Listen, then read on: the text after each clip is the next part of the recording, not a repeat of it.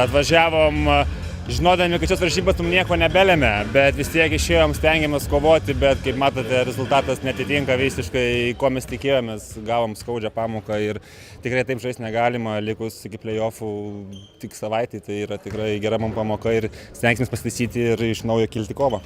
Na, treneris ir minėjo, kad galbūt šiose rungtynėse labai nesiruošite šiom rungtynėm, daugiau jau žiūrite į atkrintamasis varžybas, galbūt ir tas toks atsipalaidavimas šiek tiek ir jautėsi.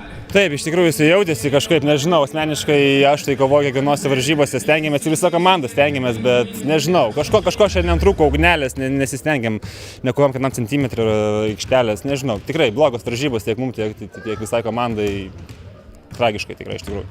Žaisite su atkrintamosiose rungtynėse tame antrajame etape su Vilnius Situs ekipa, su to ekipa jau esate 2 kartus žaidę, kokie galbūt vertinimai ir ko galima tikėtis? Tikimės tikrai sunkios kovos, ten yra daug jaunimo, daug bėga, daug kovoja, geras jaunimas. Dvi varžybas laimėjom, tikrai nelengvai, ten laimėjom 1 tašku, Gargžduose laimėjom biškį lengviau, bet tikrai laukiame kovoti su tokiu mūsų žaidimu, tai mes galim juos ir pralošti, dėl to reikia pataisyti visus aspektus ir tada stengtis ir gal nugalėsim. Ypatingai turbūt džiaugiatės tuo, kad turite namų aikštelės pranašumą, visgi savo aikštelėje turbūt geriau šį sezoną sekasi. Taip, namuose tikrai sekasi geriau, bet matot, pirmame etape tik namų pranašumas, o po to jau sekančiame etape mes jo neturėsim, tai jisai sąlyginis dalykas. Dabar gerai, po to kaip yra, taip yra.